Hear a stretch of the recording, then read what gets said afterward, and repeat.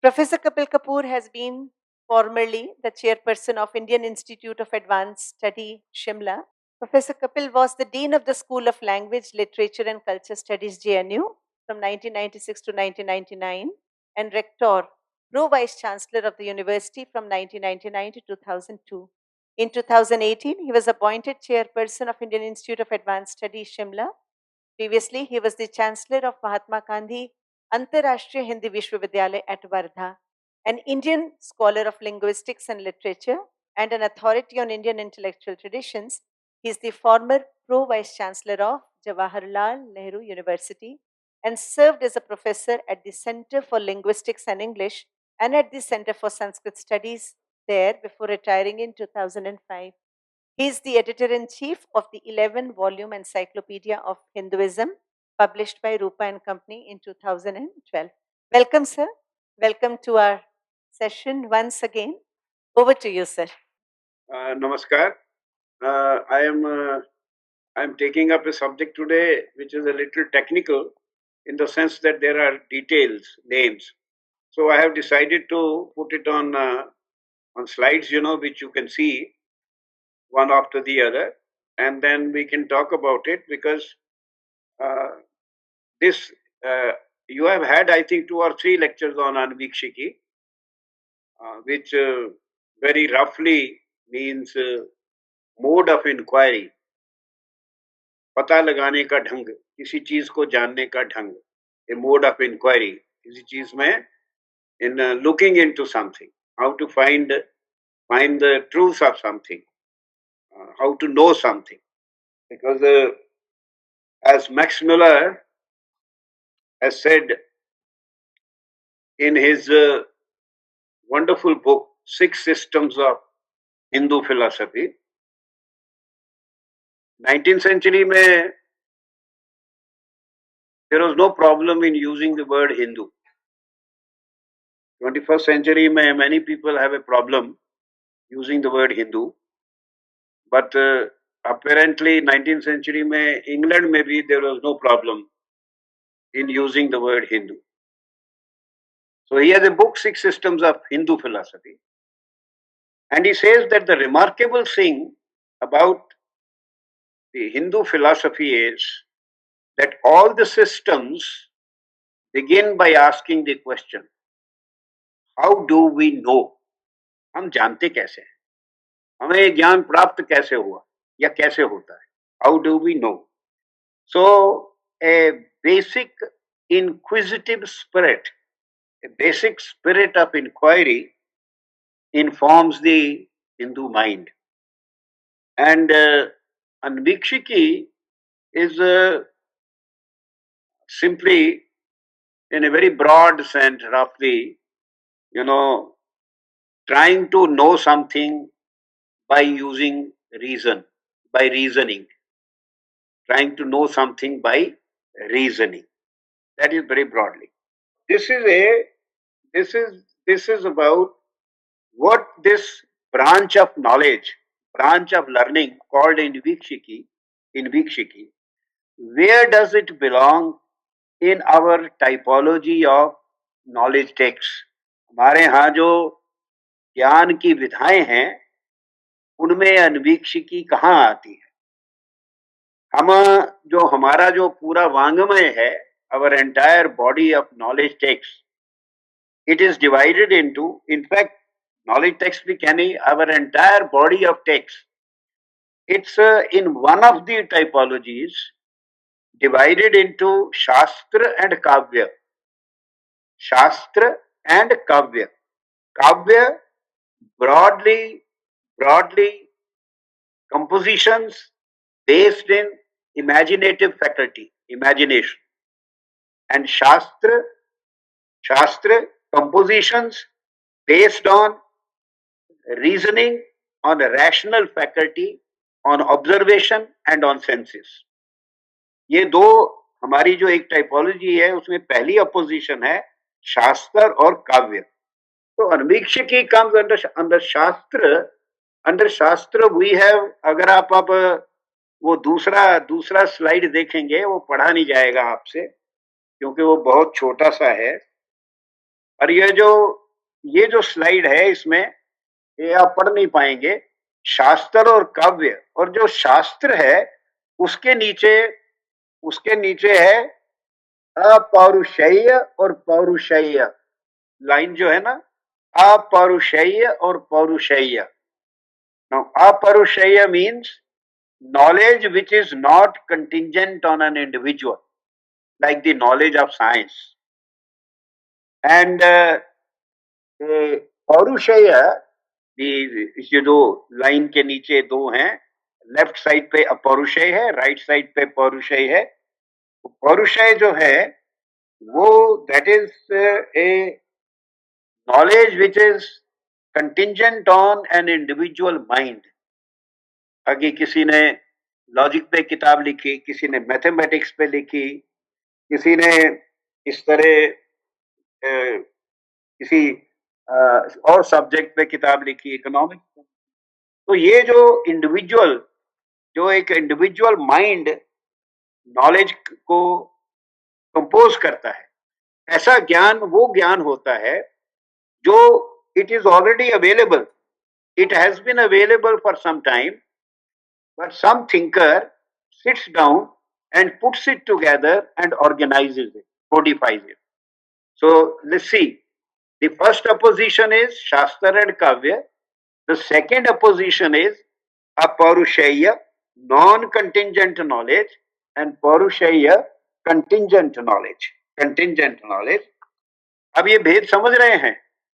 वो ज्ञान जो के which is free of individual time and place, जैसे लॉज ऑफ साइंस होते हैं ना, that action and reaction are equal and opposite, वो इंडिया में भी इंग्लैंड में भी आज से 500 साल पहले भी और 500 साल बाद भी वो ठीक है, ऐसा ही है। वो नॉन कंटिंजेंट नॉलेज है। और जो कंटिंजेंट नॉलेज है, कंटिंजेंट नॉलेज जैसे आपकी सोशियोलॉजी में हमारे जो धर्मशास्त्र हैं वो कहते हैं कि शादी सपिंडों में नहीं होनी चाहिए।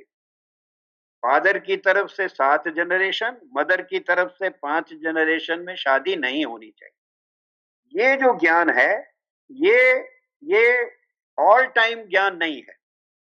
ये एक particular time, particular context, particular place and particular individual पे डिपेंड करता है। इसे कहते हैं contingent knowledge.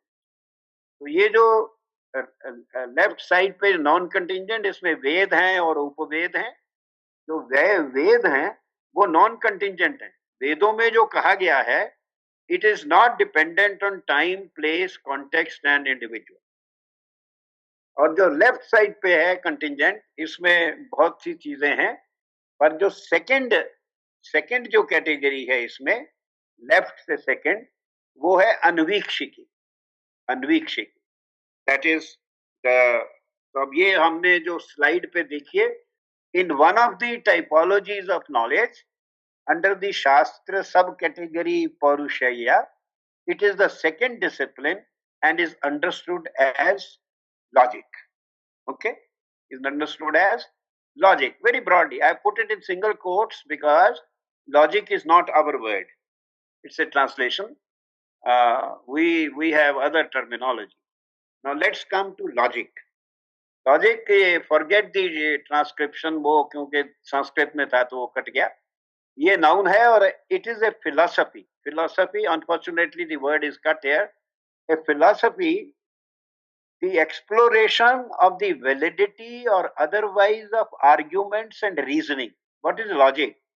Logic is a system which tells you whether your arguments and reasons are valid or not.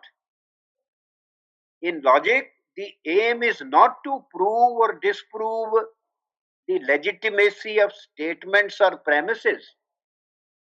Goal, logic का गोल ये नहीं है कि भाई जो आपने एक अस्यूम करके स्टेटमेंट, जैसे I give you an example, all men are mortal. All men are mortal. Kapil Kapoor is a man, so Kapil Kapoor is mortal.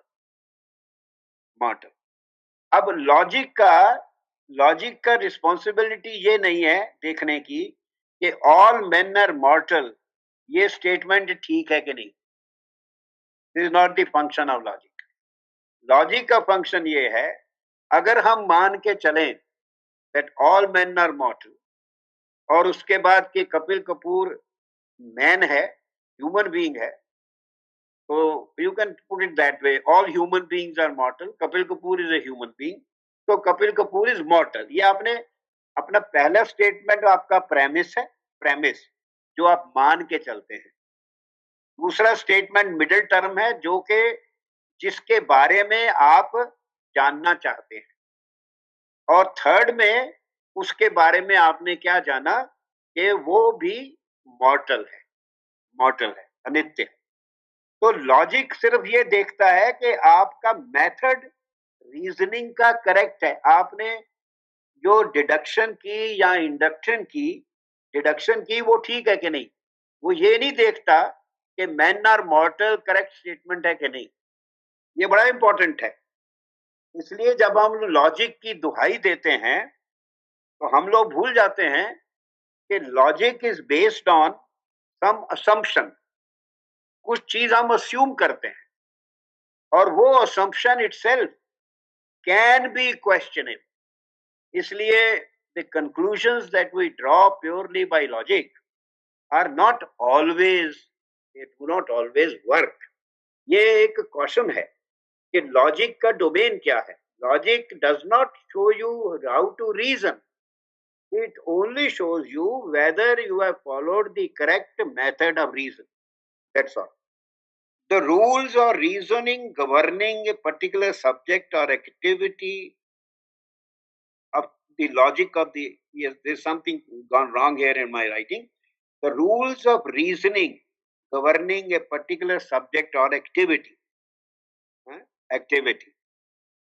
The what is missing here is what I perhaps wanted to say, that sometimes, you know, the rules, sometimes we logically reach very absurd conclusions.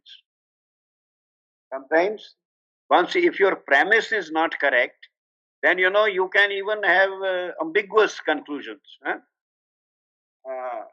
You cannot have a premise that maybe human beings are mortal.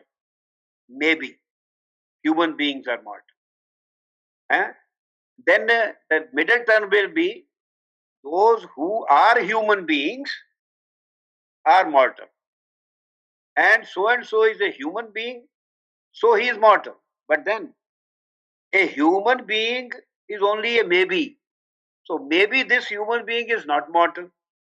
So it is not necessary that the rules or reasoning governing a particular subject or activity will always give you the correct conclusion.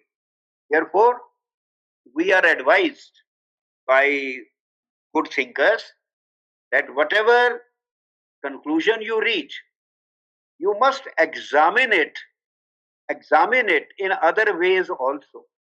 In other ways, dekh ke, even the meaning of a word or even the nature of an experience that we understand will differ from morning to evening, from one person to the other, and with the same person in different circumstances.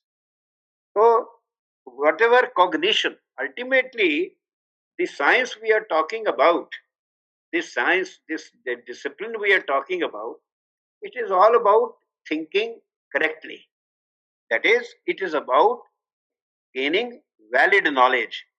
This is a method which tries to ensure that what you know is valid.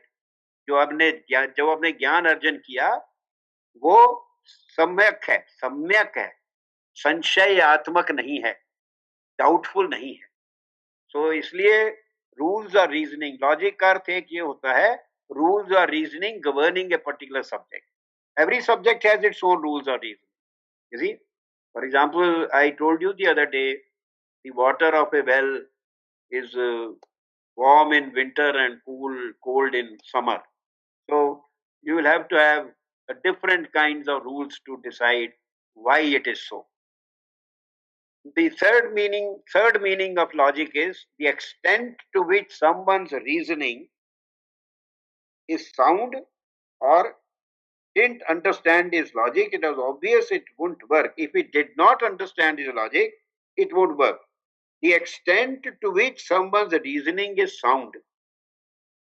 You can, therefore, we often say कि तुम्हारी बात logical नहीं है. नहीं भाई, मैं नहीं मानता क्योंकि तुम्हारी बात लॉजिकल नहीं है. तो logic also can be an individual's reasoning. एक तो इम्पर्सनल रीजनिंग है, impersonal. There is also universal, इसे व्याप्ति कहते हैं, something which is universally applicable and something which is only applicable to a particular person or to a particular subject. Then the next one is the convincing and compelling force of an argument, or logic for having whatever is UBS. That is convincing and compelling force of an argument. You may listen to something, you may feel कि ये ठीक कह रहा है, but you are not certain yet. Even then you say कि भाई ये ठीक कह रहा है. That is, his argument is compelling, although it is not completely unquestionable. It is not completely undoubtful, but yet you are convinced that the person is saying something which you may often say sometimes, मुझे मन में लगता है, intuitively मुझे लगता है कि ये ठीक कह रहा है, intuitive. So these are all the different shades of meaning of this word logic. Rationalized thinking, logic dictated that she should go, for example. If logic dictated that she should not go.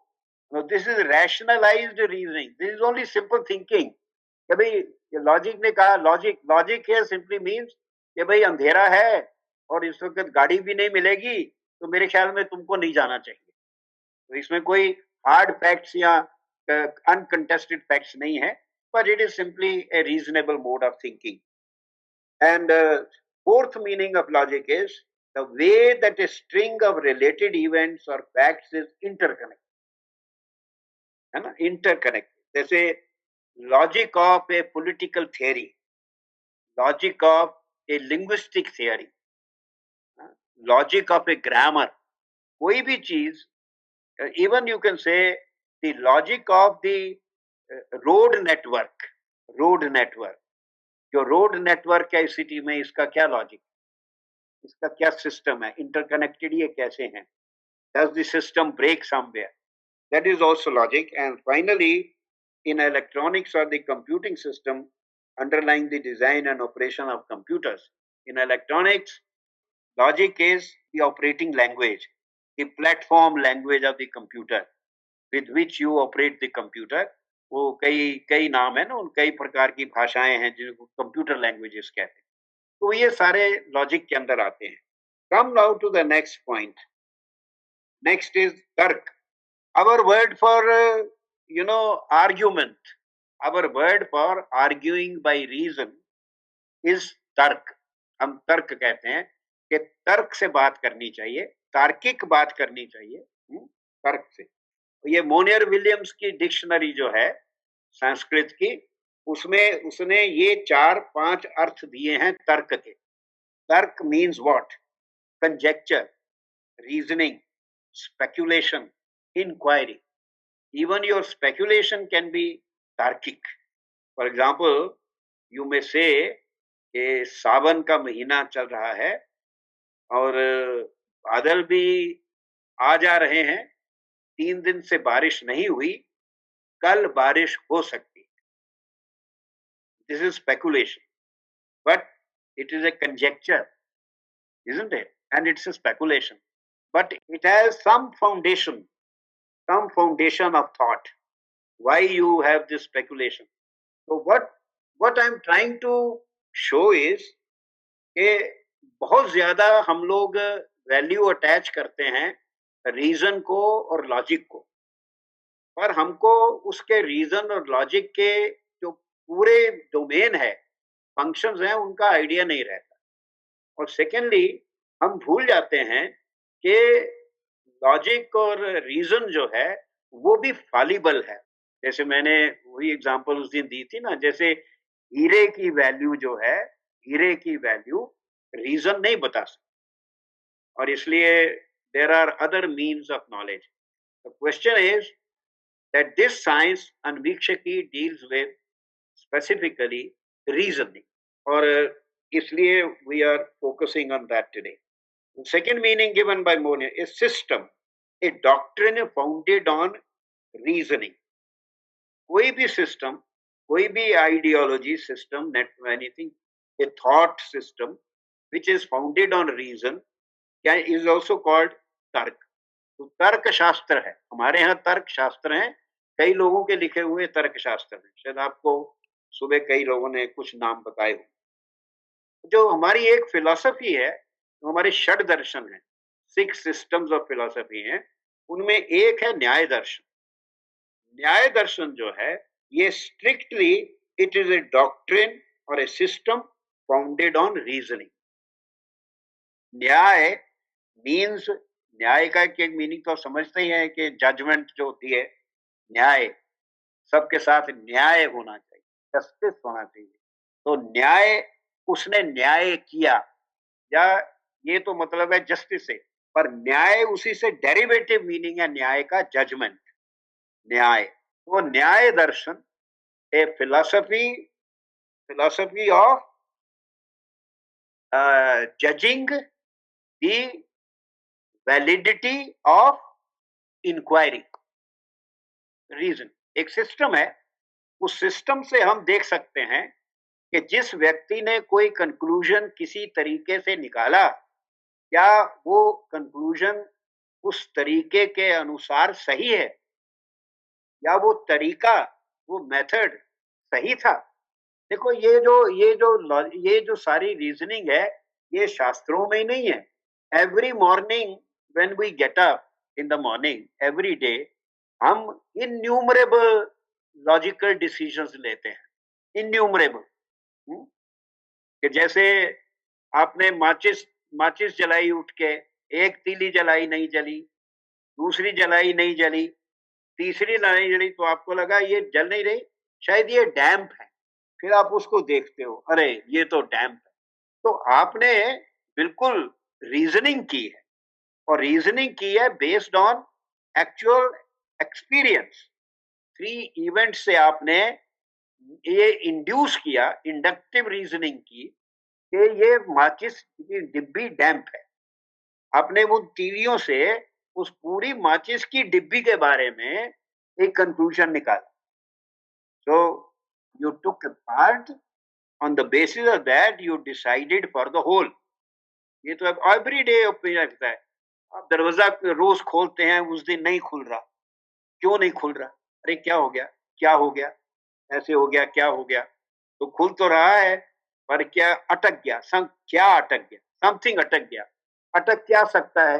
और भी आप देखते हो कि वो जो कहीं पीछे उसकी वो तो नहीं रह गई, जो उसकी लैच अंदर जाती है, वो लैच तो नहीं अटक गई थोड़ी सी, तो फिर आप चाकू लेके लैच को हटाते हो। You see, you done complex reasoning, complex reasoning to reach the conclusion. तो लॉजिक एंड अन्वीक्षिकी एंड तर्क वगैरह, ये शास्त्र सिंपली, शास्त्र जो है वो ये चीजों को क्रिएट नहीं करते। The Shastras do not create these sciences. These sciences are simply statements, what human beings actually do every day in life. What a good mind, greater mind will do it more carefully, will more solidly, more, in a stable manner. And an ordinary man, sometimes he can judge in a hurry, or he can be at leisure. He may be a little mistaken. He will revise it. He will reach a conclusion. It doesn't work. He will revise it. So it's not something that is only applicable to Shastras, but it is something applicable to life. तो न्याय दर्शन जो है, one of the 6 disciplines, ये न्याय दर्शन 6 में से, षड दर्शनों में से एक है ना, एक है।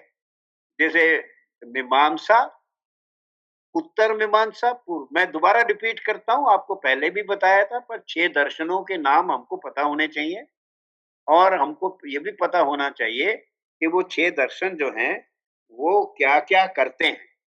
और उनका आपस में संबंध क्या है। तो जैसे मीमांसा है, तो मीमांसा के एक मीमांसा है, एक वेदांत है। पहला है मीमांसा और लास्ट है वेदांत। इन दोनों के नाम है उत्तर मीमांसा, पूर्व मीमांसा, उत्तर मीमांसा, पहली मीमांसा और आखिरी मीमांसा। और ये दोनों जो जो उत्तर मीमांसा है, जो बाहर वाली वेदांत, वो ज्ञान ज्ञान के मतलब के ज्ञान के लिए ऑब्जेक्ट ऑफ नॉलेज की, it is about the object of knowledge. तत्व मीमांसा वो है तत्व की मीमांसा, और उसका तत्व क्या है वेदांत का? अथा तो ब्रह्म जिज्ञासा, मैं ब्रह्म को जानना चाहता हूं कि ब्रह्म क्या है। तो तत्व मीमांसा है। और उसको जानने का जो साधन है, जो ज्ञान मीमांसा है, जानने का साधन एपिस्टेमोलॉजी, ज्ञान मीमांसा, वो है पूर्व मीमांसा, जो कि शब्द और कर्म और रिचुअल्स को लेके कि जब आप ये सारे प्रोसेसेस करते हो तो आपको ब्रह्मन का ज्ञान ज्ञान होगा। तो ये मीमांसा है। दूसरा है न्याय वैशेषिक। अब वैशेषिक जो है वो है तत्व मीमांसा, उसमें तत्व हैं दिए, उसके बारे में चर्चा है, तत्व क्या है, उनके गुण क्या हैं, वगैरह वगैरह। और जो न्याय है ये उन तत्वों का ज्ञान मीमांसा है कि वो उनको जानना कैसे है। I repeat what Max Muller said, the Hindu mind begins by asking the question how do we know, हम जानेंगे कैसे। This is not a simple question, because if you really stop to concentrate, to reflect deeply, you find that it is not possible to know. It is not easy to know. We cannot know anything completely. हम जान ही नहीं सकते, because हमारे जानने के जो साधन हैं, जो मीन्स हैं, वो बड़े लिमिटेड हैं। हमारी जो सेंसेस हैं, दे आर जो ऑब्जर्वेशनल हैं। हमारी आंखों से ज्यादा तेज तो चील, जो ईगल होता है, उसकी आंख ज्यादा तेज होती है। और a dog has much better smell and much better hearing than we have, and a fish has a great sense of taste, and a deer, हिरन, उसकी सेंस ऑफ स्मेल बहुत तेज होती है। वो जो मस्क डियर होता है, कस्तूरी मृग, वो अपनी ही स्मेल को ढूंढता ढूंढता भागता भागता गिर के मर जाता। तो हमारी सेंसेस कोई बहुत बढ़िया सेंसेस नहीं है, भगवान ने सबसे अच्छी क्वालिटी की सेंसेस नहीं लगाई हुई, तो वो लिमिटेड है। तो इससे हमने कई टेक्नोलॉजीज क्रिएट की हैं वगैरह वगैरह, but then we must know that our means of knowledge are limited.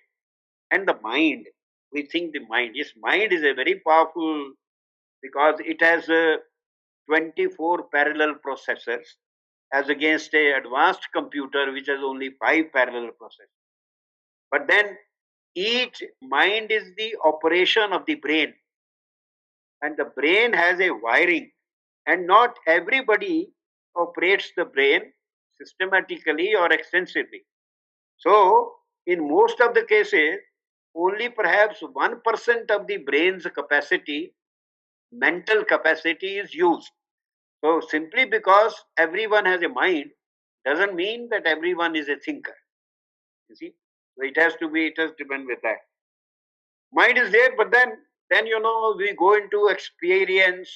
हम अनुभव हमारा है, अनुभव देखते हैं, तो कई चीजें हैं, ये सारी लिमिटेड हैं। इसलिए we should not. There have been philosophers like Heraclitus, a Greek, who said that it is not possible to know. आप जान ही नहीं सकते, इसलिए आप जान ही नहीं सकते, इसलिए जानने वाला ही कोई नहीं है। कोई अपने आप को नोअर कह ही नहीं सकता कि मैं ज्ञानी हूं, मैं जानता हूं। आपको प्लेटो का नाम पता ही होगा, उसका जो पहला डायलॉग है अपोलॉजी, प्लेटो के बारे में, जो वहां की गॉडेस थी, उसने कहा कि इस शहर में सबसे ज्यादा ज्ञानी तो सोक्रेटिस है। सोक्रेटिस को लोगों ने बताया कि जो भी जाते हैं कि माता मुझे बताओ मैं ज्ञानी हूं कि नहीं, तो वो कहती है तो एक ही ज्ञानी है इस शहर में, वो तो सोक्रेटिस है। तो सॉक्रेटिस बड़ा हैरान होता है और वो जाके कहता है कि माता मैं तो पॉलिटिकल पॉलिटिशियन से बात करता हूँ तो मैं देखता हूँ उसके पास मेरे से ज्यादा ज्ञान है, मुझे कम आता है। पोएट से बात करता हूँ तो मुझे कम ज्ञान है मुझे।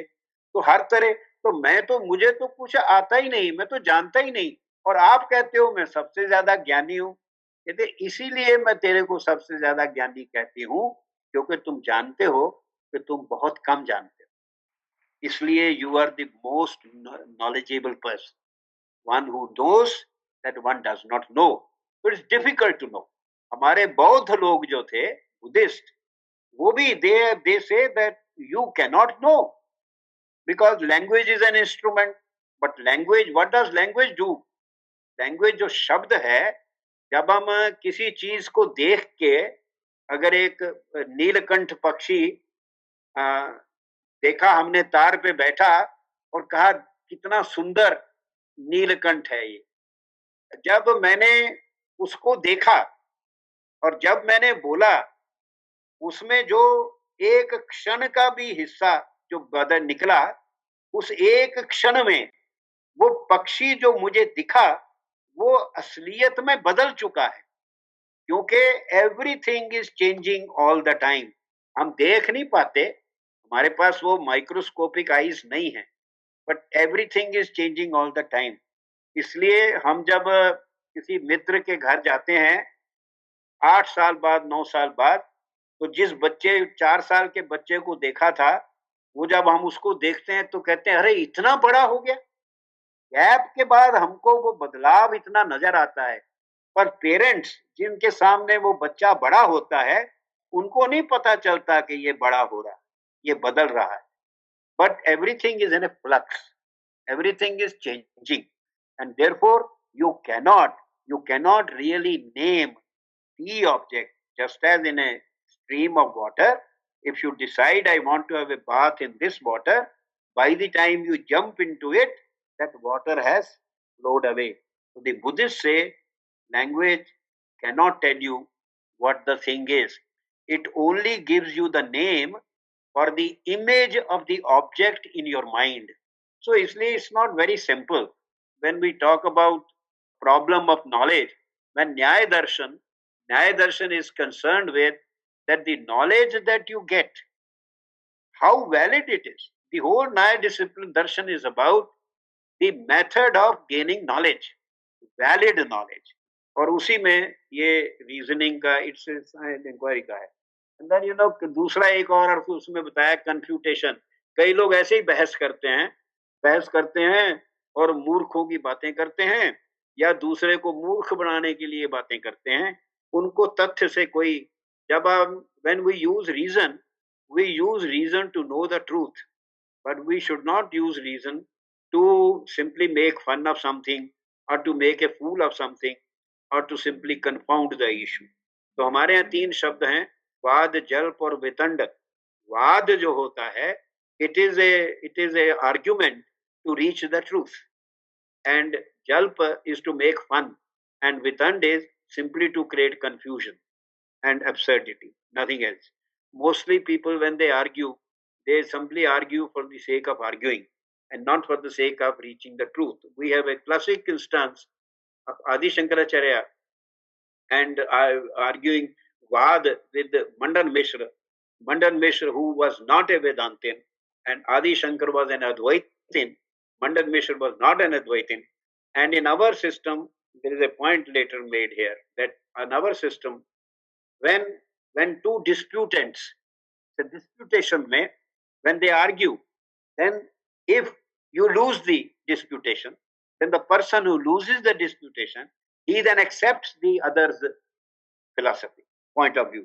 मतलब आप अगर आपका पॉइंट ऑफ व्यू ए है, किसी का पॉइंट ऑफ व्यू बी है, आपस में बहस होती है, अगर बी वाला एंड पे मान जाता है कि ए ठीक है, तो वो अपने आइडिया छोड़ देता है और फिर वो ए को एक्सेप्ट कर ले। तो great example of Mandan Mishra, who became Sureshwaracharya and wrote many commentaries then, and commentaries on the commentaries of Adi Shankaracharya on Upanishads. The last meaning is cause or motive. ये भी तर्क होता है भाई, ये तुमने क्यों किया, इसका तर्क क्या है, क्या तर्क, क्या वजह है, क्या तर्क था तुम्हारा, क्या सोचा था तुमने, that is how we use this word. Character of Indian philosophic thinking. Again, this I've taken from Max Muller's book Six Systems of Indian Philosophy, published in 1899 in London, 1899. And he says the first feature of Indian philosophical thinking is it is straightforward and exact. हमारे यहाँ, however, in other words, but yet इस तरह के शब्द प्रयोग नहीं होते. There is a straight सूत्र जिसे कहते हैं declarative proposition is X is Y. X is Y. You must be familiar with what are called the महावाक्यास of उपनिषदों के महावाक्य, जैसे तत् त्वम असि, thou art that, अहम ब्रह्मस्मि. अहम, इसमें कोई दो, nonetheless, regardless of, however, provided, besides, जो वेस्टर्न डिस्कोर्स है, जिसके लिए the word used is dialectics. बड़ा प्रेस्टिजियस वर्ड है कि भाई डायलेक्टिक्स, और कहते the dialectic of this thing and that. But dialectic simply means too much talk about something very ordinary and trying to reach a conclusion by talking too much about it. The Western discourse is very discursive. वो पूरा बताएगा कि पहले मेरे दिमाग में क्या आया, क्यों आया, फिर मैंने क्या सोचा, फिर उसके बाद मैंने क्या किया, फिर मैंने अपना आइडिया कितना रिवाइज किया, फिर मैंने वो किताब पढ़ी, जब मुझे ये फैक्ट पता चला, ये करके वो 8-10 पेज पढ़ने के बाद आपको वो मिलता है. मतलब इट इज लाइक पत्तों के ढेर में आपने कोई पत्थर ढूंढना है, तो इतने पत्ते हैं, पहले वो खाली खुली करके फिर आपको पत्थर मिलेगा. But Indian philosophical text are सूत्रेक, एब्रीविएटेड. एक भी वर्ण, साउंड एक्स्ट्रा नहीं है, एक भी साउंड एक्स्ट्रा नहीं. और कहते हैं कि हमारे शास्त्र वाले मानते, जो शास्त्रकार होते थे, he will be happier if he can reduce his statement by a sound. He will be more happy if he reduces the statement by a sound than at the birth of his son. बेटे के जन्म से बजाय अगर वो अपने सूत्र को एक शब्द और कम कर सकता था उसको, इसलिए not no redundancy, no however, but therefore, in other words, nothing, straightforward and exact. जो उनका स्टेटमेंट ऑफ फैक्ट है वो वेरीफाइबल है. ये आगे आया, dialectics of Plato and Hegel is miss. इसलिए western people often criticise Indian philosophy कि उसने कह दिया आपको कि अहम ब्रह्मस्मि, मैं ब्रह्म हूं, मैंने कह दिया. फिलोसोफर ने कहा, जब फिलोसोफर ने कह दिया thou art that, अब देखिए यू कैन नॉट बी ही, है ना, वो कहता है यू आर ही, और वो एंड इट इज ए महावाक्य. It is to be taken literally, not to be taken as a metaphor. The meaning you have to track, but it is not a metaphor. So thou art that means you as a vyakti, an individual, you are the same as the Brahma. आत्मा परमात्मा ही है, आत्मा परमात्मा का ही अंश है. You are not different. That is the meaning. So उसने कह दिया, but when you read the text, you only read this, tat tvam asi. You don't read how he reached that conclusion and what are the arguments. How does he prove it? उसके लिए हमारी intellectual tradition, हमारी बौद्धिक परंपरा में there is a टीका परंपरा, टीका कमेंटरी ट्रेडिशन, ए वेरी पावरफुल कमेंटरी ट्रेडिशन. क्योंकि हमारी टेक्स्ट जो हैं वो ओरल टेक्स्ट हैं. They are meant to be remembered, kept in the mind. They are very brief. They are, in fact, sometimes like in Ashtadhyayi, there is no verb. the verbless language. So there are such only 32,000 syllables में entire grammar. तो इतनी abbreviated है, उतने सूत्र वृद्धि राधे च दैंग गुण, तो ये जो उनके उसको समझाना पड़ता है, समझना पड़ता है, उसके लिए गुरु की आवश्यकता है। गुरु के बगैर वो समझ नहीं आती, इसलिए हमारे शिक्षा पद्धति में गुरु का सेंट्रल रोल था। गुरु वॉज द सेंटर। हम पढ़ते हैं कि वो संदीपनी के आश्रम में कृष्ण जी भी थे और वो सुदामा भी था, है ना। वो गुरु जी सुबह एक सूत्र बोल देते थे और सुनकर बता देते कि भाई वृद्धि राधे है। अब बोलो ये थोड़ा समझाया, अब सारा दिन जाओ जंगल में, लकड़ी कुड़ी इकट्ठी करो, गायें चराओ, तो सोचना इसके बारे में कुछ समझ आए तो बताना, नहीं तो अगला प्रश्न पूछना। Generally the tradition was, the learning was imparted through the student asking a question. But before the student asked the question, he had to become an adhikari. उसको अधिकारी बनना होगा, अधिकारी. He must master certain disciplines. उसके जब वो discipline master करने के बाद, इसलिए हमारे यहाँ आज भी हम लोग, बच्चा जब कोई बहुत सियाना बच्चा जब कोई प्रश्न पूछता है, उस प्रश्न से हमें समझ लग जाती है कि ये बच्चा बहुत इंटेलिजेंट, उसका प्रश्न ही इतना intelligent. It is the question which tells you the quality of the mind. So the discussion method and all that is implicit in this. पर ये dialectics apology में तो मैंने आपको बता दिया कि वहां वो Plato's dialogues are wonderful. They are an experience of reading. They are things that you can read again and again, because Plato and Aristotle, if you read those two thinkers, then the entire Western tradition, including the sciences, is only a footnote to Plato and Aristotle. You see, so great. But then they have a dialogic method. Well, एक वो पांच दस दोस्त हैं, thinkers हैं.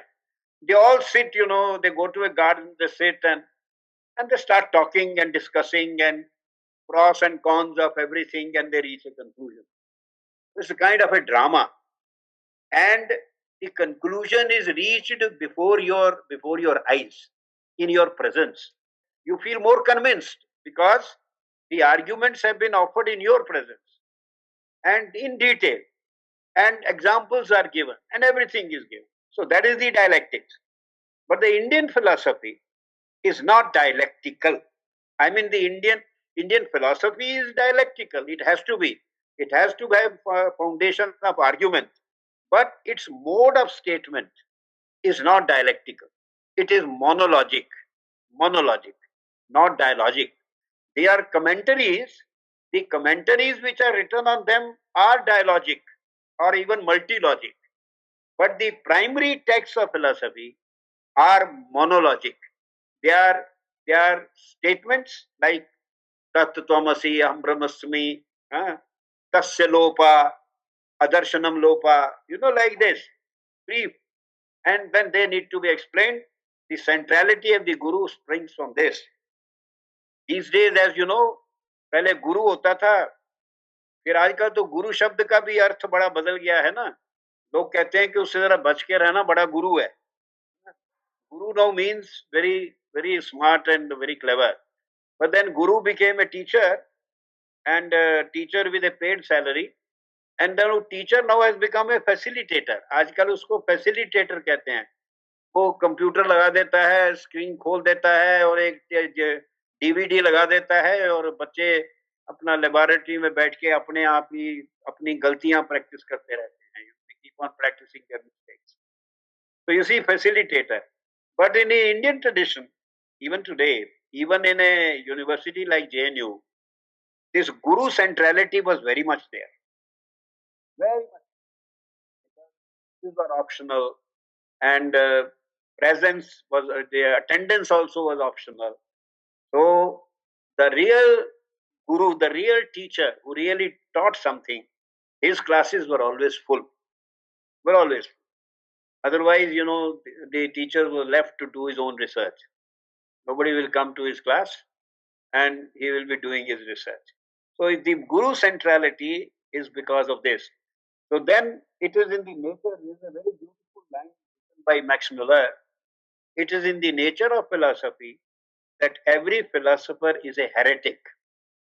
So in Indian philosophies also, the six systems you have, and you add to them the Buddhist and the Jaina, and you find that each one differs from the other. Each one is a heretic in relation to the other. This is what is meant by Ekam Satya Vipra Bodha Vadanti.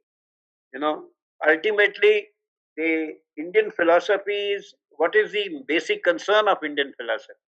The basic concern is how to be happy, how to gain happiness. And each system of philosophy gives you a different answer how to be happy.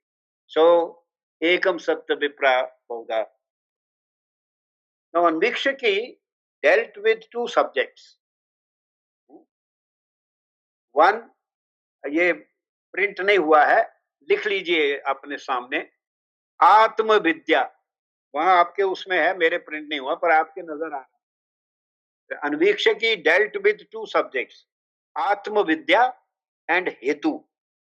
हेतु अब ये थोड़ा समझने का. आत्मविद्या तो knowledge of the self. आत्मविद्या, the disciplines are divided according to the knowledge of the self and the knowledge of Brahma. ब्रह्म विद्या और आत्म विद्या. हमारे यहाँ ज्ञान की जो डोमेन्स हैं, disciplinary boundaries are very different. हमारे यहाँ ये पूरा जो रसायन वगैरह है वो सारा निगम आगम में आ जाता है. ये जो साइंसेज है आपकी वो आगम में आ जाती है. पर अवर जो बेसिक डिवीजन ऑफ नॉलेज, आत्म विद्या शुरू में अन्वीक्षकी was a method of realising your self. अपने को कैसे समझना है, अपने अंदर देखना है, अपने को ऑब्जर्व करना है. And the other meaning was, the other subject was हेतु. हेतु थ्योरी ऑफ रीजन का. हेतु का क्या मतलब? हेतु is some kind of it's a universal truth. Let me put it that way. Universal truth. That is something which is incontestably true, and everybody will agree that it is true. For example, where there is wood fire, there is smoke. जहां लकड़ी जलती है वहां धुआं होता है. And if we use current language, जहां पराली जलती है वहां धुआं होता है. ये हेतु है. And what is it's nature? It is based in wide experience. जब भी देखा गया, जहां भी देखा गया, तो देखा गया कि जब लकड़ी जलाई जाती है तो धुआं पैदा होता है, धुआं होता है. या where there is fire, there is heat. अग्नि, जहां भी अग्नि है वहां ग्रीष्म, गर्मी, तपस होगी. वजह ये क्योंकि आजकल गैस जलती है, तो आजकल हम स्मोक और fire, where there is fire there is smoke नहीं कह सकते. और we can say where there is अग्नि देयर इज हीट. हाँ, उसमें गर्मी होती है. डाउट हो तो आप गैस के फ्लेम में उंगली लगा के देख लीजिए, गर्मी है कि नहीं. तो होती है. ये व्याप्ति, इसका एक हमारा टर्म चलती है व्याप्ति. ये जहां भी होगा यही होगा, व्याप्त है. It pervades everything. ये है हेतु.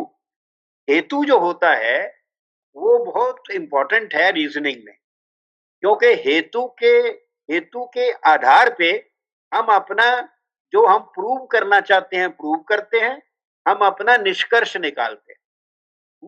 हेतु के निकालते हैं.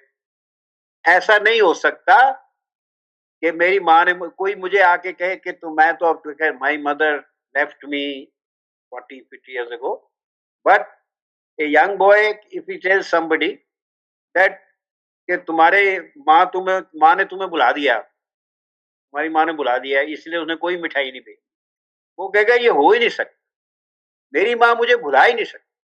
कोई किस आधार पे कहता है कि मेरी माँ मुझे नहीं भुला सकती? जो उसने 10-12 साल माँ के साथ बिताए हैं, उसे पता है कि माँ मुझे भुला नहीं सकती। तो ये जो माँ भुला नहीं सकती बच्चे को, ये हेतु है। इससे आप कई चीजें अपना स्थापित कर सकते हैं कि मेरी माँ मुझे नहीं भुला, देखा मेरी माँ ने मुझे याद रखा। पॉजिटिव एंड नेगेटिव, अफर्मेशन और निगेशन, दोनों हेतु जो होते हैं वो दोनों प्रूव कर देते हैं। सो अनवीक्षकी is the science of knowing the self and also of reasoning. ये डिसिप्लिन हैं, फिलहाल सांख्य है और योग है और लोकायत है। सांख्य योग ऑल्सो इज अ सिस्टम।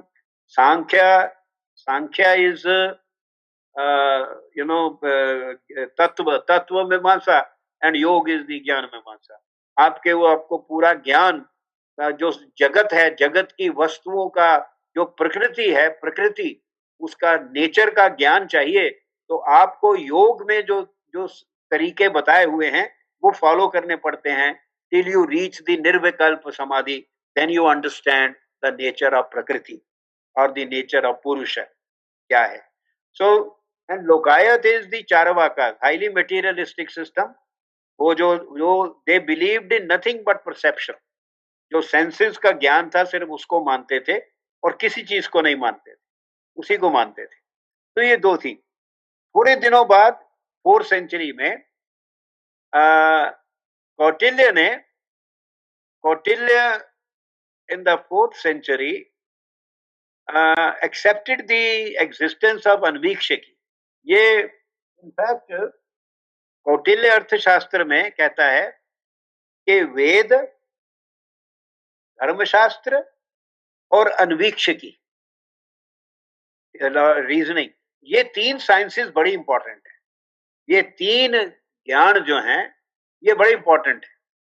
ये इसलिए वो प्रिस्क्राइब करता है राजा के लिए कि राजा को इनका ज्ञान होना चाहिए। Okay, then there's a bifurcation of philosophy into logic, that is small point. Meda Tithi Gautam is the first composer of Nyaya Darshan, of Anvikshaki, of Nyaya Darshan. तो न्याय दर्शन ये ईसा से 550 साल पहले ये बना, मतलब कोडिफाई हुआ, कंपोज हुआ। इसके बाद 13वीं शताब्दी में, in 13th century, Gangesh Upadhyay in Bengal, he came up with a revised, a renewed version of Nyaya that is called the Navya Nyaya. Navya Nyaya. It has a very powerful new vocabulary, new means and methods of evaluating the validity of knowledge is very difficult, far more complex than the Nyaya Darshan, the Navya Nyaya. Now, Nyaya Darshan, it begins with the 16 topics or पदार्थ। वो चार नहीं है, ए है, और पदार्थ है, PADARTHAA, not AA, पदार्थ। Before we go into the 16 topics, there are 2 meanings of न्याय। एक तो न्याय दर्शन में रीजनिंग है, दूसरा ये जो रीजनिंग है, it takes the form of a syllogism. Hope you are aware of Aristotle's logic, Aristotle's syllogism. Syllogism, a structure of reason. जैसे मैंने अभी बोला था, all men are mortal, Aristotle is a man, Aristotle is mortal. All men are mortal, ये premise, and this premise, all men are mortal, this premise is like our hetu. It is hetu. And Aristotle is a man, therefore जो हेतु है वो show करता है कि Aristotle is मॉर्टल। इसमें terms जो हैं वो वही टर्म्स उतनी ही हैं, टर्म्स वही हैं। एक तो मॉर्टेलिटी है, एक मैन है ना, और एक Aristotle. There are only 3 terms. उनका जो रिलेशनशिप है वो सिलोजिज्म में क्रिएट होता है, सिलोजिज्म। तो सिलोजिज्म, वेस्टर्न जो ग्रीक फिलोसफी में सिलोजिज्म है, उसकी 3 मेंबर्स होते हैं, 3 स्टेप्स होते हैं। पहले को कहते थे premise, the middle term and then the conclusion. तो ये तो एक है। एक न्याय का अर्थ और है, वो है जजमेंट। जैसे हमारी बौद्धिक परंपरा में in our intellectual tradition, we have two kinds of न्यायस, judgments. एक होता है लौकिक न्याय और एक है परिभाषिक न्याय. That is, परिभाषिक is शास्त्रीय न्याय. न्याय used in paribhashas. You see paribhashas, जिसमें there are, for example, सिंहावलोकन. In Panini's Ashtadhyayi there is a meta rule, और ये भाषा को आप you can translate as meta rule, a rule which applies to rules. See? And the rule is Singhavalokan. Now Singhavalokan, when a lion walks in a forest, he is very alert and he looks ahead and at the same time periodically looks behind. आगे भी देखता है, पीछे भी देखता है. इसी प्रकार पाणिनि की ग्रामर में जो भी सूत्र है उसका जो मीनिंग है, it depends on what has gone before and also on what is going to come. That is सिंहावलोकन. So you can understand, that's why interpreting Ashtadhyayi is a very, very tough job. Very, very tough job. Very great minds like Dayanand Saraswati was the last man who wrote a commentary on Tika on Ashtadhyayi in the 19th century. But there have been, through tradition, great commentators who have tried to bring out the meaning to interpret the sutras. So Singhavalokan is a paribhashik nyaya. It is a nyaya, a judgment which is a meta rule which is used in shastras. And in the laukik nyaya, जैसे तांडुल न्याय. तांडुल न्याय. What is तांडुल न्याय? Kitchen में जब गृहिणी चावल पकाती है तो थोड़ी देर बाद वो ढक्कन हटा के, पोछे से पकड़ के, कपड़े से ढक्कन हटा के चावल का एक दाना निकाल के देखती है, और व्हेन दैट इज, जब वो नरम हो जाता है तो वो पूरा पतीला उतार देती है. इस कॉल्ड तांडुल न्याय. इतने चावल पकाए हैं, एक चावल का दाना अगर नरम हो गया है, पक गया है, तो सारे चावल पक गए. You don't have to see every bit of rice to decide whether you should take off the patili or not. This is Tandul Nyay. It's a Kshir Neer Nyay. Kshir Neer Nyay. Well, something is so interwoven, so closely related, like milk and water. You see? Or like milk and sugar. You know that famous story that when the Zoroastrians, the Parsis, they landed in Navsari, when Iran was converted to Islam, and about a few ships में about 700 Parsis, they left Iran and they came to Gujarat port. Navsari में उतरे. They went to the king, asking the eldest man, he said, ask the king कि हमको यहाँ रहने की जगह दी जाए. And the king asked his minister to bring a glass of milk and a lemon. And he cut the lemon, the minister, and put it in the milk, or milk phat gaya. The king said, if you people come, this what will happen to our society. The old man said, no, please ask your man to bring milk and shakkar, sugar. So he brought, and then the old man, the old Parsi, he added shakkar to the milk and mixed it. So this is Kshira Neera Nyaya. That they are so close, so harmonious, so close that they are almost one. So this is Laukik Nyaya. यानी भैया अगर वो आया तो वो तो जरूर आएगा. आजकल के जमाने में थोड़ा जेंडर डिफरेंस हो जाता है तो वो ज्यादा बात समझ आती है कि अगर वो यहाँ खड़ा है तो उसकी गर्लफ्रेंड भी आएगी थोड़ी देर में. वो क्षीर नीर न्याय, tells you that if this happens, this will also happen. Okay?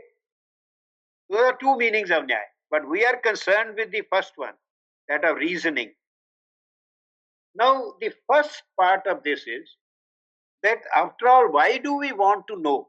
Why do we want to know correctly? Why do we want to acquire accurate knowledge?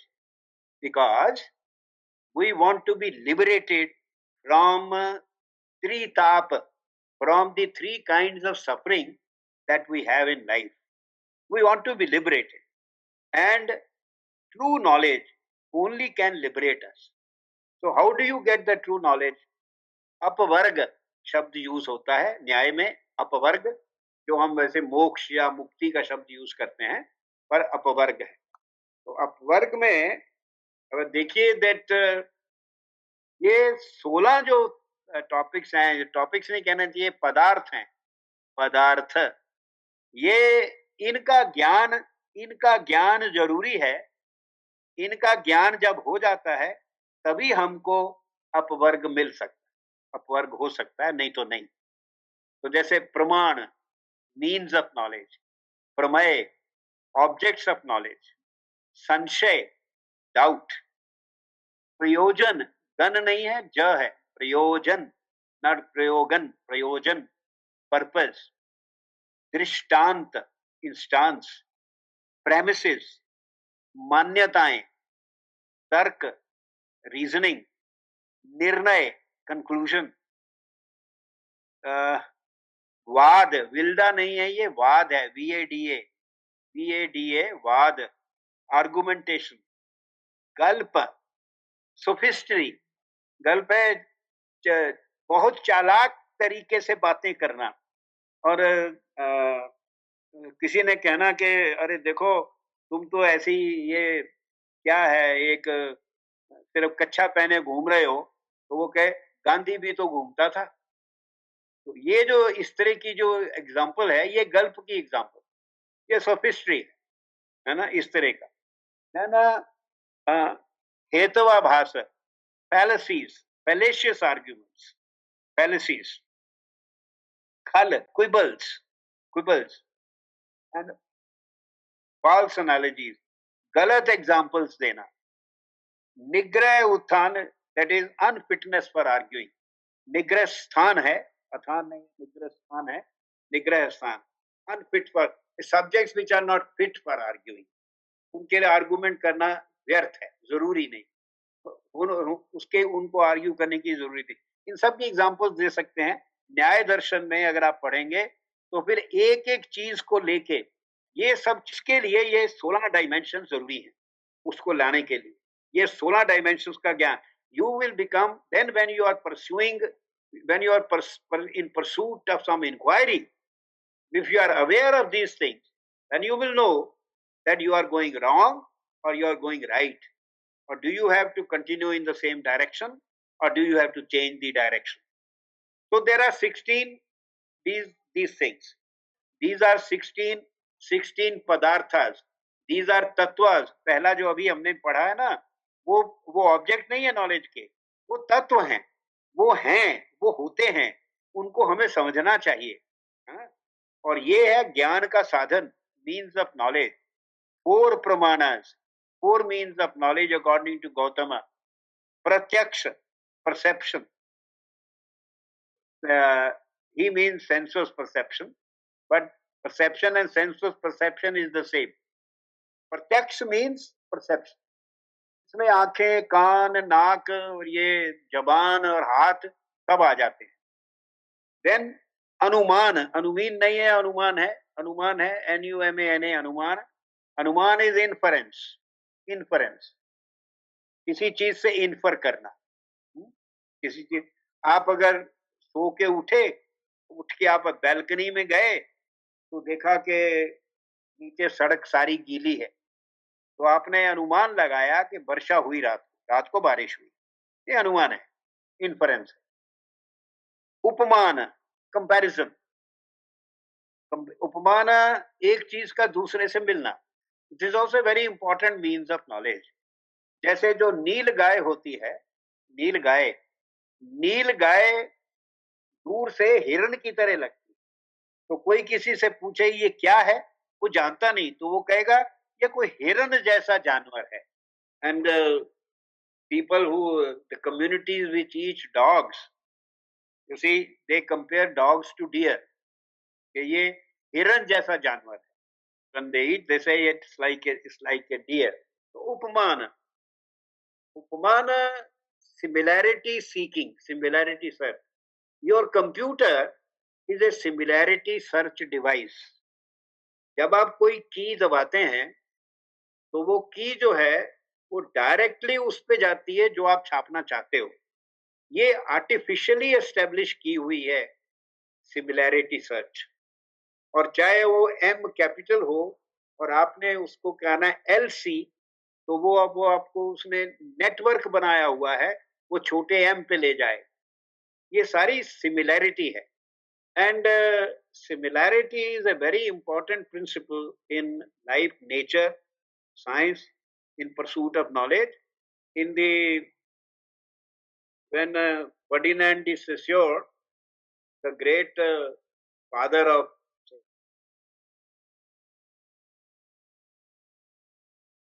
socialism, just before he died, working on, he was working on the similarities, the kind of synchrony which is there in the Rig Veda. In the Rig Veda, he was working on that. It's an important device. Not West does not accept उपमान as an acceptable means of knowledge. हमारे भी दर्शन, अब ये perception, अनुमान, उपमान और शब्द, शब्द शब्द प्रमाण, वेद वेद का शब्द प्रमाण है, सब नहीं मानते। फिर आप्त वचन, बड़े बुजुर्ग का शब्द प्रमाण है, सब नहीं मानते। जो लोकायत हमने नाम पढ़ा, चार वाक सिर्फ परसेप्शन को वैलिड साधन मानते हैं। जो ज्ञान आप प्रत्यक्ष प्राप्त करते हो वही ज्ञान सम्यक है। जो आप अपनी आंखों से देखते हो, कानों से सुनते हो, वही सम्यक है। सुनी सुनाई बात किसी और ने देखा कि मैंने ये देखा, किसी और ने, वो नहीं है। तो परसेप्शन को मानते हैं। प्रत्यक्ष, तो प्रत्यक्ष ज्ञान में सोचने की बात ये हो जाती है कि घोड़े को देखा, घोड़े के चित्र को देखा, या घोड़ा शब्द सुना। अब घोड़ा शब्द सुना तो आपको कोई ज्ञान हुआ, उत्पन्न हुआ। आपने घोड़े का चित्र देखा, घोड़ा तो 6 फुट ऊंचा होता है और वो चित्र तो 8 इंच का है। आपने वो चित्र देखा, फिर भी आपको घोड़े का ज्ञान हुआ और आपने घोड़ा देखा। नाउ प्रत्यक्ष, इसमें दो तो प्रत्यक्ष हैं, actual horse and the picture of a horse, ये तो प्रत्यक्ष है। But what about the word? The word is uttered horse. जैसे the other day I uttered the word cat, बिल्ली, and every one of you had a cat in the mind, आपको ज्ञान हुआ। तो उस ज्ञान को प्रत्यक्ष नहीं कहते। जो शब्द से उत्पन्न ज्ञान है वो परोक्ष ज्ञान, knowledge of the non-present. But we have a Jain philosophers who say that pratyaksha does not mean what you see with your eyes, but it means what you see in your inner self. जो आपके आत्म साक्षात्कार होता है, आत्म आपके अंदर, वो परसेप्शन। आंखों से देखा झूठ भी हो सकता है, पर जो आत्म साक्षात्कार है वो असली परसेप्शन है। ये तो एक पॉइंट है। दूसरा, एक और बड़ा ग्रेट थिंकर हुए हैं अभिनव गुप्त, कश्मीर के 9वीं शताब्दी के, 9वीं 10वीं के। उन्होंने कहा कि प्रत्यक्ष ज्ञान और परोक्ष ज्ञान में कोई भेद नहीं है। प्रत्यक्ष ज्ञान और परोक्ष ज्ञान में कोई भेद नहीं है। बिकॉज जो जिसको हम प्रत्यक्ष ज्ञान कहते हैं, आपने घोड़ा देखा एक्चुअली, तो जो आपने सोचा देखा, पर वो देखने का क्या है? वो घोड़े का इमेज आपके रेटिना पे बना। जो आपने घोड़ा को देखा तो आपकी आई के रेटिना पे उसका इमेज बना। जब आपने पिक्चर पेंटिंग देखी घोड़े की, तब भी आपके रेटिना पे एक इमेज बना। और जब आपने शब्द घोड़ा सुना, तब भी आपके इमेज माइंड में रेटिना पे ही इमेज बना। आप उस घोड़ा शब्द सुन के आप अपने माइंड्स आई में घोड़ा देखते हो। तो प्रत्यक्ष और परोक्ष ज्ञान में कोई भेद नहीं है। This was a profound argument given by Abhinavagupta to justify how from poetry, from drama, from poetry and drama also, we can get moksha just as we can get moksha from studying the Vedas. Because ये जो drama है, drama मतलब we can understand as much of life from drama as we understand by reading knowledge texts.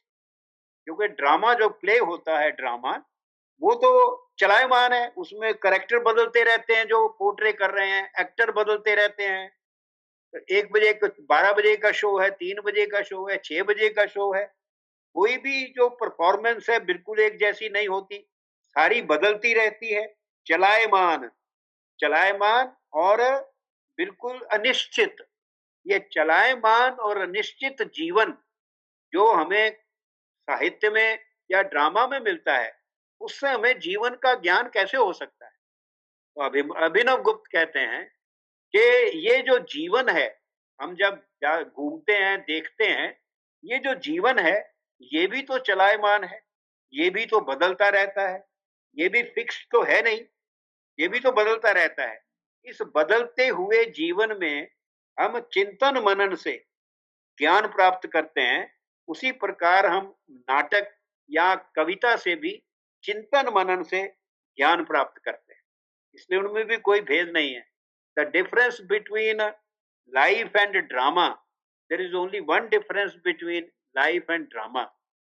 जिंदगी में और नाटक में एक ही भेद है, जिंदगी में रीप्ले नहीं होता, रीप्ले।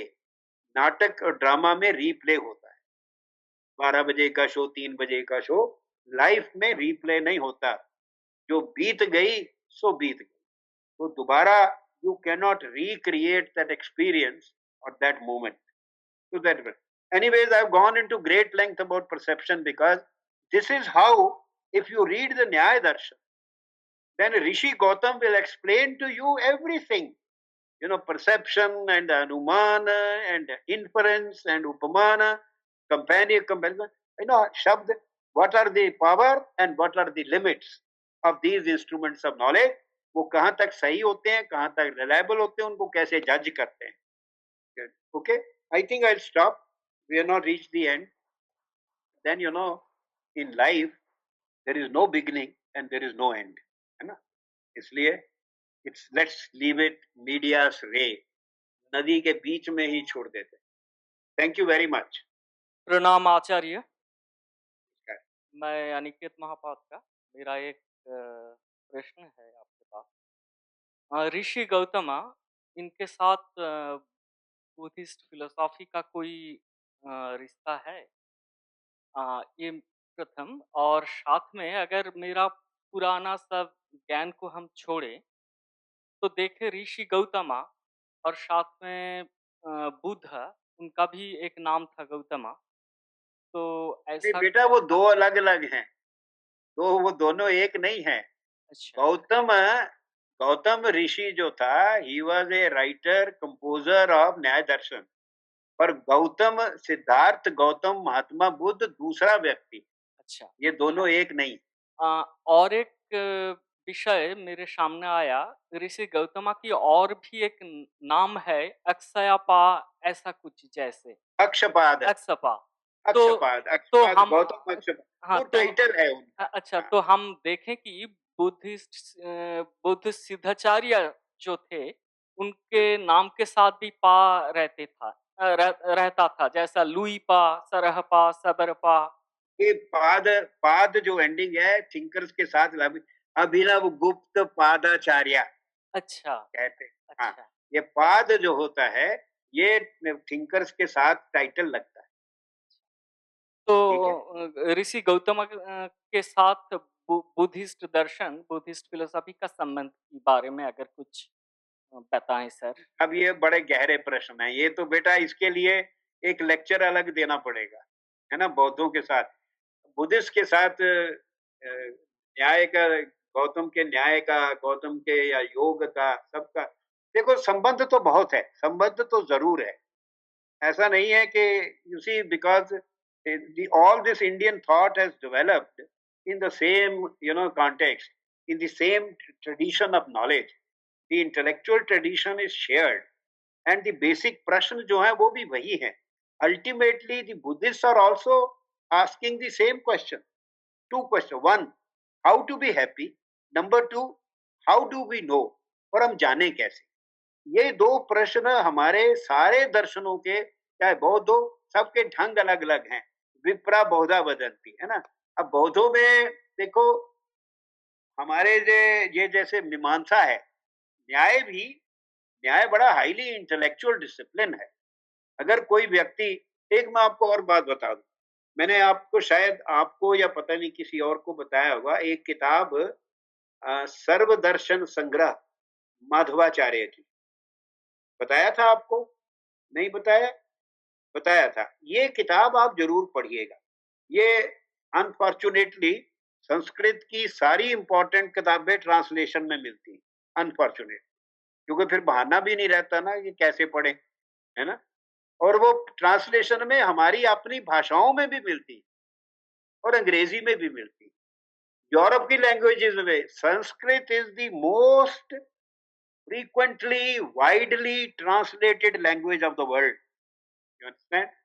तो ये जो सर्वदर्शन संग्रह है माधवाचार्य का, ये कॉगिल और गॉग का उसका परिमल प्रकाशन ने उसकी अंग्रेजी की ट्रांसलेशन छापी है, परिमल प्रकाशन, और वो मिलती है। और आप ले लीजिए, शुरू में अंग्रेजी ले लीजिए, क्योंकि अंग्रेजी ट्रांसलेशन ओरिजिनल है उसमें टेक्स्ट, क्योंकि हम लोगों को अपनी भाषाओं की इतनी आदत नहीं है, पकड़ नहीं है। हम जेएनयू में जब हिंदी वगैरह या और में बात करने लगता था, मैं कहता था कि बच्चों अगर आपकी इजाजत हो तो मैं फॉरेन लैंग्वेज यूज करूं, हिंदी, क्योंकि हमारे लिए अपनी लैंग्वेजेस फॉरेन हो गई हैं और अंग्रेजी हमें ज्यादा समझ आती है। इसलिए संस्कृत की टेक्स्ट का इंग्लिश ट्रांसलेशन जरूर ले लो, और उसमें संस्कृत ट्रांसलेशन, संस्कृत ओरिजिनल होना चाहिए। But do move from that to a translation in your own language. अगर आपकी बंगला लैंग्वेज है तो बंगला में, उड़िया है तो उड़िया में, क्योंकि संस्कृत की जो वोकेबुलरी है वो ऐसी की वैसी हमारी भाषाओं में है। तो शब्द नहीं बदलते, पर अंग्रेजी में शब्द बदल जाते हैं, और शब्दों में अर्थ का अनर्थ हो जाता है ना, बदलने से।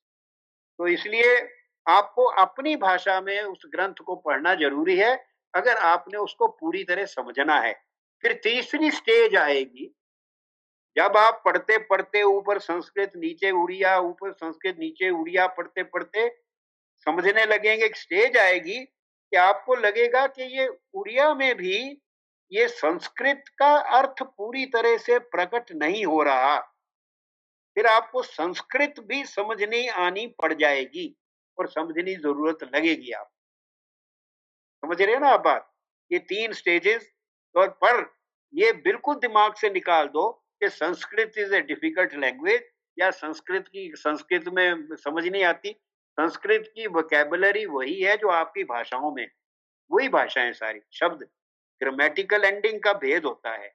वो जब आप एक किताब में कोई ले लेंगे जिसमें उसका पदच्छेद किया हुआ है, तो आपको वो एकदम वैसे ही समझ आ जाएगा संस्कृति। मैंने आपको ये जो वाक्य सुनाया, भारतीय ज्ञान परंपरा सनातन गंगा प्रवाह, ये संस्कृत है जो पंडित जी ने बोली है। और उन्होंने फिर बोला स्मृतिहीन ईश्वर ईश्वर नास्ति, ये संस्कृत है। समझ आ गई? स्मृतिहीन ईश्वर ईश्वर नास्ति, स्मृतिहीन ईश्वर ईश्वर नहीं होता। तो संस्कृत कोई बड़ी अर्थ अर्थ अर्थ धर्म अनुशासन, अर्थ शब्द अनुशासन, अथा तो ब्रह्म जिज्ञासा, बड़ा वेरी दिमाग निकाल दिए, कठिन है, बड़ा आसान है। अंग्रेजी की रखिए क्योंकि हमको आदत है, पहले वो, फिर अपनी भाषा में जाइए। फिर अपनी भाषा से जब आप उसमें, जब आप ज्ञानी हो जाएंगे तो फिर आप अपनी भाषा से भी सेटिस्फाइड नहीं रहेंगे, फिर आप ओरिजिनल संस्कृत समझने की कोशिश करें। Thank you.